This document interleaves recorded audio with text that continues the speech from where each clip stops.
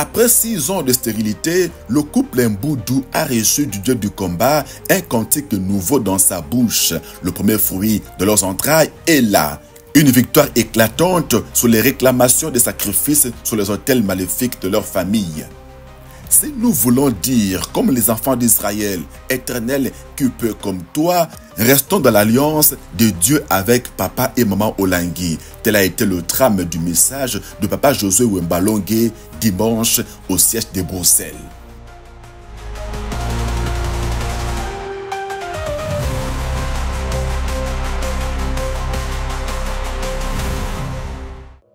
Il leur est parti.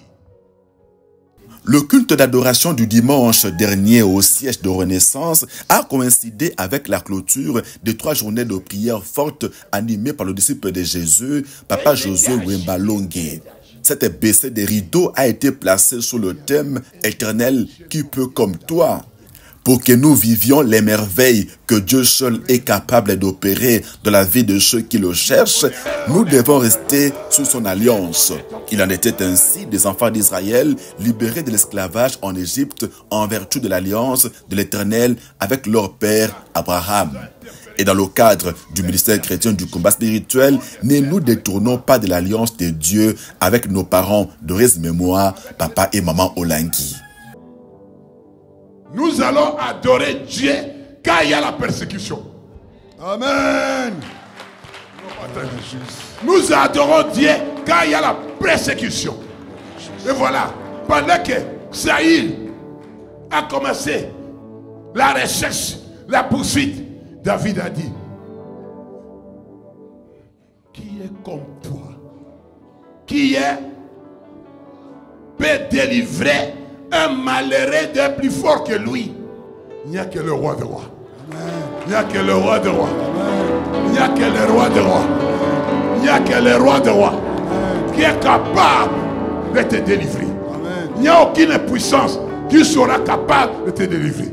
Il n'y a que le roi de rois. Nous allons adorer le Seigneur de ce qu'il est capable. Avant la victoire, nous allons l'adorer. Pendant les persécutions, nous allons l'adorer. Acclamer le roi de rois. Au cours de ce même culte, les chrétiens combattants de Bruxelles avaient reçu leur délégué à la méga retraite internationale des messagères pleureuses.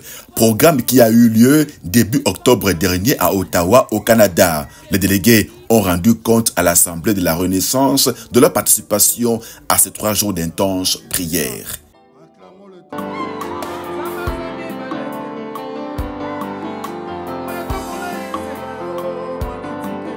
Vers la fin du culte, les frères et sœurs ont loué l'Éternel avec son chantre Moïse Matuta. En séjour en Belgique, il est venu sensibiliser les chrétiens combattants en vue de leur participation à une journée de louange et adoration qu'il organise à Bruxelles.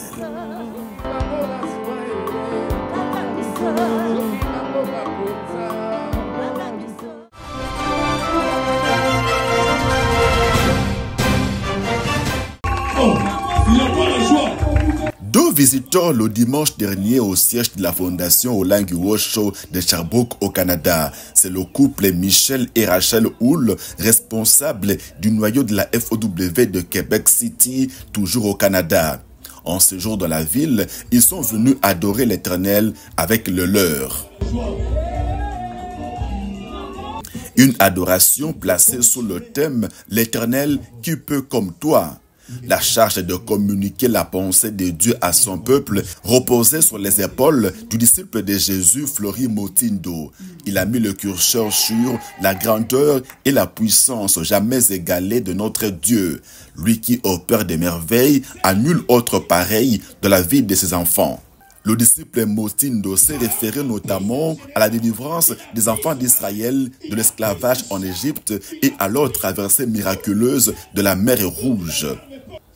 L'instrument du Seigneur a surtout martelé sur l'esprit de Pharaon. Il est toujours à nos trousses, même si physiquement nous avons quitté la première maison, celle dans laquelle règnent les ténèbres. L'esprit de Pharaon. Même si tu es au Canada, ça te poursuit. Tu pars au travail avec toi. Tu dors avec toi. Tu te réveilles avec ça. Tu pars au travail avec ça. Des fois, les gens te haïssent. Ce n'est pas parce que tu es mauvais. Il y a un esprit à toi qui fait que les gens puissent t'haïr pour rien. Pitié. L'esprit de Pharaon ne veut pas nous laisser être en bonne santé. Il cherche toujours à nous maintenir au point de départ. Même si tu avances, il va te poursuivre pour te remettre au cas zéro. Que celui qui dit Amen et on te voit, aujourd'hui tu sors dans la case zéro au nom de Jésus-Christ de Nazareth. Par l'Esprit du Seigneur qui agit en nous, nous sommes à même d'échapper aux poursuites des pharaons de nos familles. C'est dans ce axe de renoncement que l'exhortateur du jour a cadré la prière de combat avant de laisser les chrétiens combattants adorer l'Éternel. Le culte d'adoration terminé, les frères et sœurs se sont retrouvés à la bergerie, la résidence des missionnaires, pour partager un repas. C'est la vision, encore la vision et toujours la vision.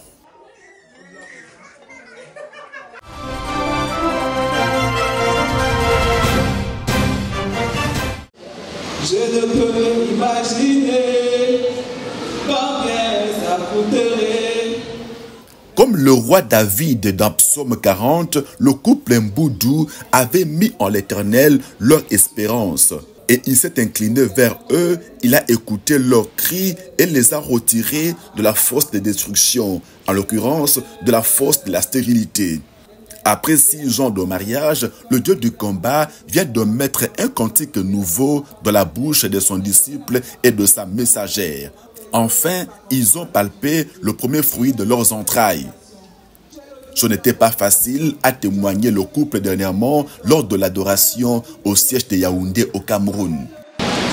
Et en me mariant, je ne savais pas ce qui m'attendait comme combat dans le mariage.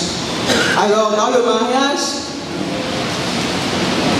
environ 1 mois après, j'ai conçu. Lorsque je conçois, quelques mois après, il y a avortement. Je m'interroge, mais Seigneur, qu'est-ce qui ne va pas? Le Seigneur me dit repentance. Dans le monde, j'avais fait des impudicités, j'avais avorté une fois, je sortais des hommes mariés, tout ça, j'ai commencé la repentance de tout ce que je faisais. C'est ainsi que, environ 3 mois après, je conçois encore. Je conçois, il y a encore avortement. Je dis, Seigneur, qu'est-ce qui ne va pas? Le Seigneur me dit repentance. À la vérité, le couple Mboudou avait maille à partir avec les réclamations de sacrifices sur les autels maléfiques de leur famille.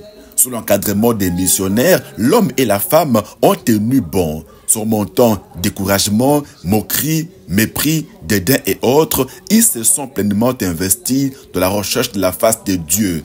Aujourd'hui, le chapitre des fausses couches est fermé et un nouveau chapitre est ouvert.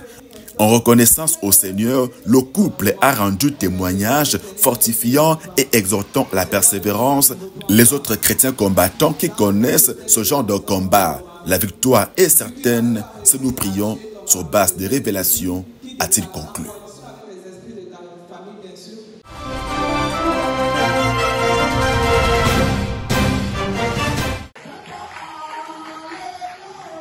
Au nombre des sièges de la fondation Olangi Wosho qui ont organisé dernièrement la retraite des 14 jours d'approfondissement de la délivrance, figure celui de Lomé au Togo.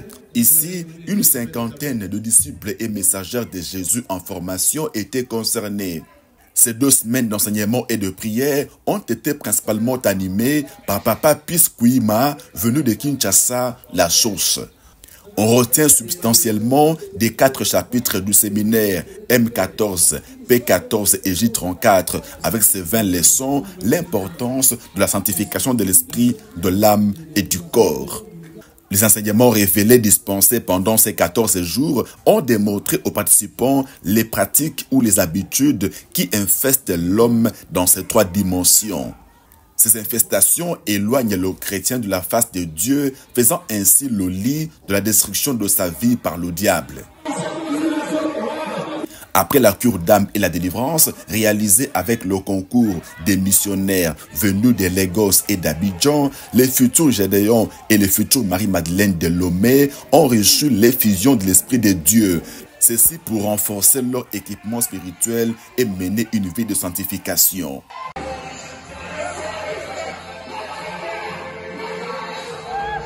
Peu avant la sortie, c'est une joie immense qui a régné dans la salle de la retraite. Chacun se sentant léger, dégagé ou libéré du joug des infestations de l'esprit, de l'âme et du corps, a loué Dieu avec vivacité.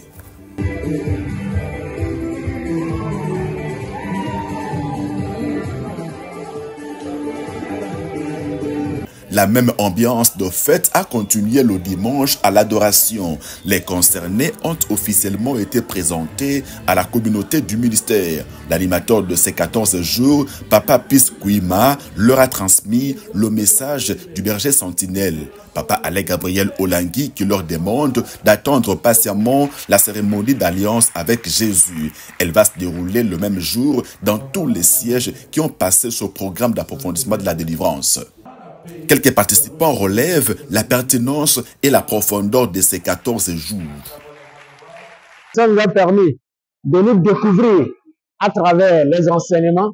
Nous avons compris que nous avons été enrôlés dans la sorcellerie à travers les fausses croyances, puisque moi, par exemple, on a fait de moi un dieu de ma famille, on a enterré mon placenta et je suis adoré comme Dieu. Je ne pouvais pas avoir la grâce de Dieu, puisqu'on a fait de moi l'égal de Dieu. Mais à travers ces enseignements, j'ai compris beaucoup de choses. Dieu nous a peu à peu amenés à comprendre notre état. Nous avons vraiment compris que au niveau de notre corps, au niveau de notre âme, au niveau de notre esprit, il y a beaucoup de choses qui étaient des tares que nous avons traîné depuis nos coutumes. Au cours de ce même culte d'adoration, un autre groupe des membres du ministère a été présenté. En l'occurrence, les jeunes chrétiens combattants qui sortaient du programme de 7 jours d'affranchissement. La plupart étaient accompagnés de leurs parents. Pour revenir aux 14 jours d'approfondissement de la délivrance qui ont eu lieu à Lomé, sachez que ce programme était attendu ici comme à Cotonou depuis 14 ans. Le temps de Dieu est le meilleur.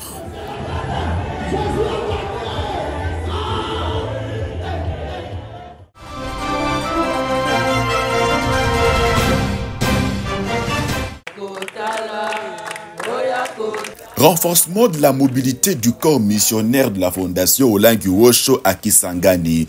Elle est intervenue dernièrement avec la dotation d'un 2e véhicule. C'est le don du partenariat de Kisangani, présidé par Maman Cathy Kalai.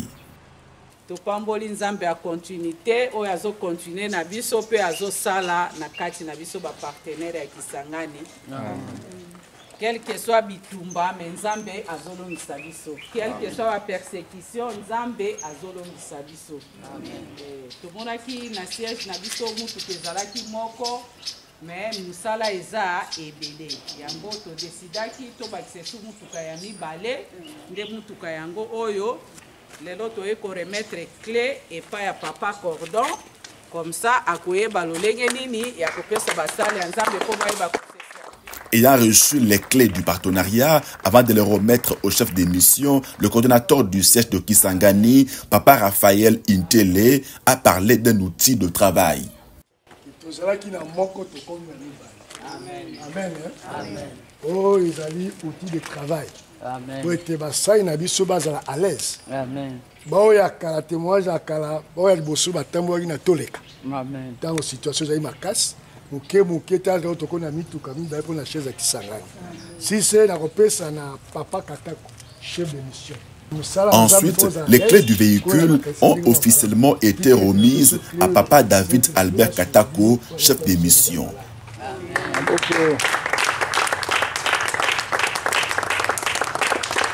Amen.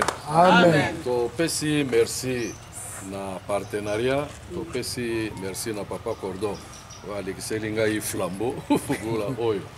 boye topesi merci tozali na ebele ya koloba te po te bilembo ezali komonana. Amen. Boye totondi na esengo mpona geste oyo totondi na esengo. C'est une Jeep de marque Toyota. Pour les bénéficiaires, son acquisition est un véritable soulagement.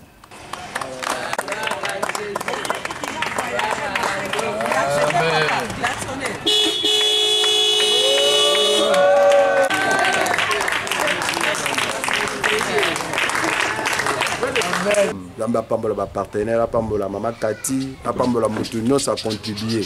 Nzambe wana ayibi ndenge ya kofuta bango, afuta bango. Mutu na mutu azana problème, mais Nzambe akanisela bango. Cette Jeep s'ajoute au minibus, le seul véhicule dont disposait la mission dans le 3e siège de la fondation Olangi Wosho en RDC. Le Dieu de la continuité a repoussé les limites de ses ouvriers.